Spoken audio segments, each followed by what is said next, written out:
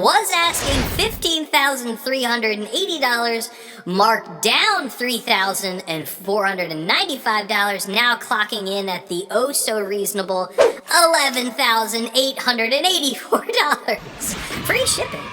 From the UK as well. Not too shabby. Man, they really got to up their price gouge on the shipping game, though. Episode 3 of Ridiculous Reverb Listings. This is going to be the Joe Satriani Chromeboy edition. Let's go.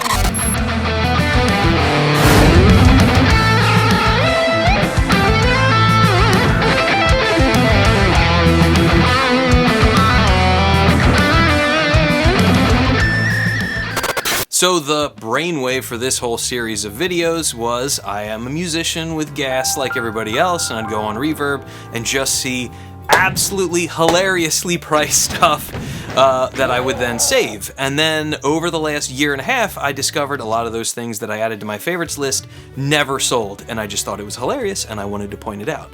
So what comes together to create a ridiculous reverb listing? I think it's a piece of equipment that's got to kind of do a couple different things. It's got to be rare enough that there's not a ton of them out there, obviously, but made just enough so that it's not too obscure. For example, I have a 1 of 12 Ibanez J Custom RG7 CST. Yes, it is the West Borland model.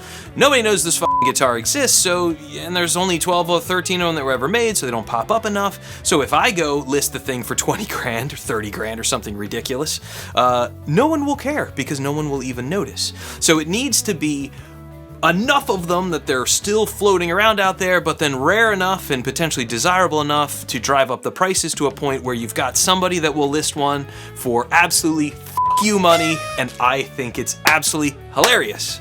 If you missed episode 1 and episode 2 was Mesa Boogie Mark IIs. We got there with a $20,600 Mark II B Coliseum, a head that actually I feel like, yeah, nobody, if it wasn't Mark II, I wouldn't have found it, right? Like that's the Coliseum, who even knows that one?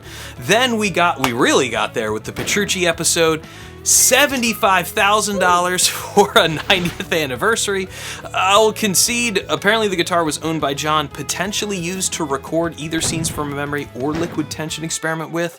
Scenes from a Memory is, like, in my opinion, the greatest album ever written. You decide if it's worth $75,000, it's definitely not. So for the first Chromeboy, just kind of setting our basement bargain price on the Chromeboy. You want a Chromeboy, how much you paying?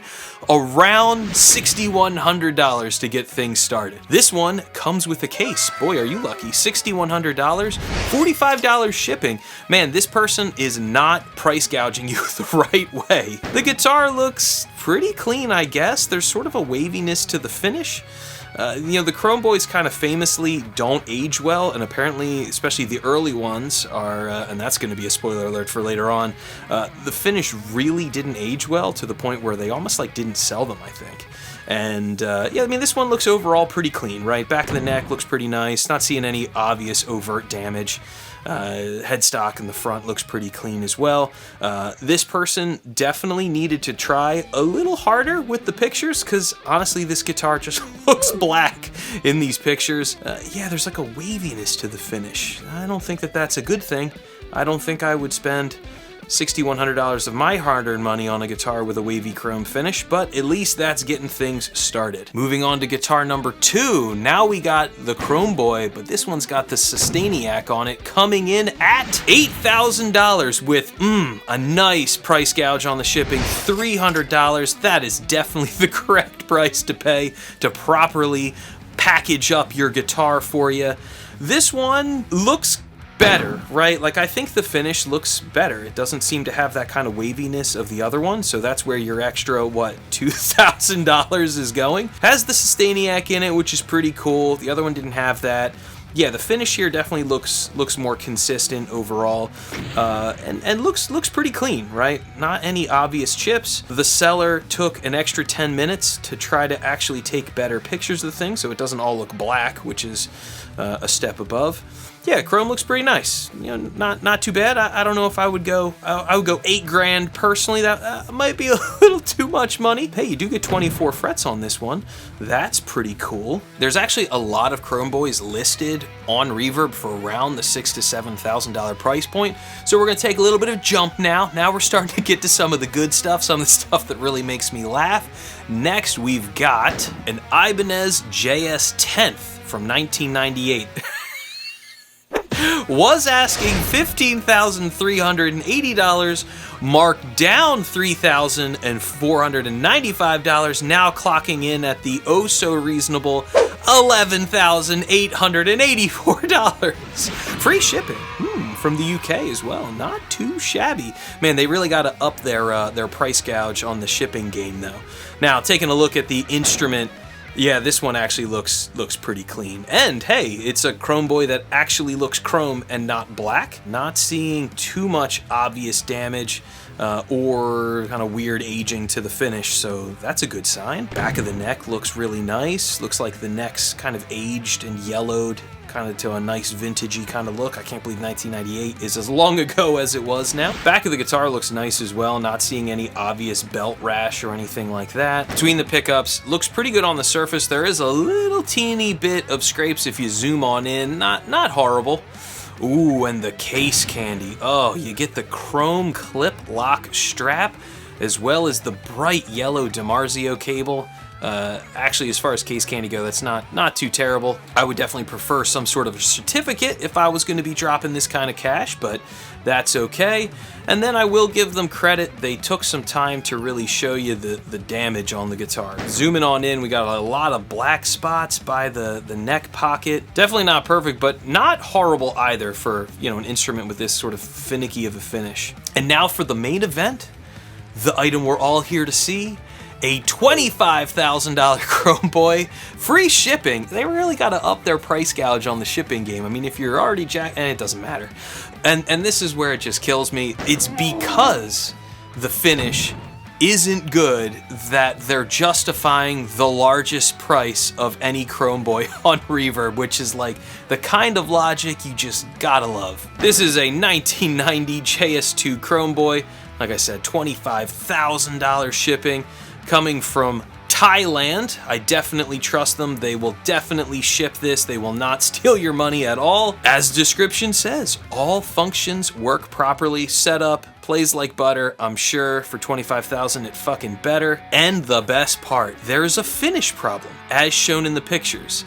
This is why the JS2 is very rare, as Ibanez didn't put the model officially on the market. So apparently this is a JS2. How they got it, what did they get it from Joe? Right?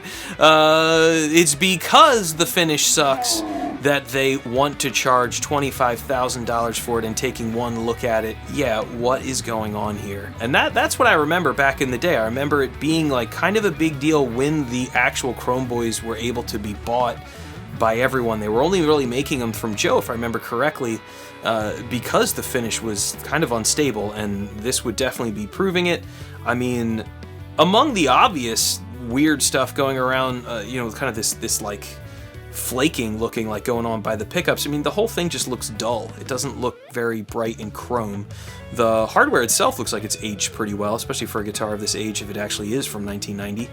But yeah, man, that finish is rough. That is not good. It's got like an orange peeling going on. That buckling, not good. Not good. But that's why you get to turn around and ask more, right? Don't you get it? Because it's the one that didn't age well. That's the one that you charge a lot for. Oh man, that is tough.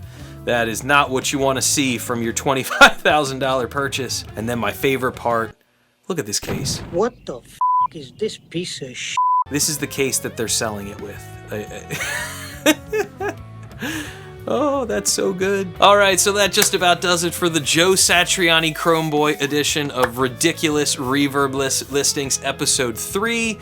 I'll do the link thing as well, you know, if you'd like to check out Episode 1 and 2. I think this shit's pretty funny. Maybe you guys too. You can let me know down below if you think it's funny.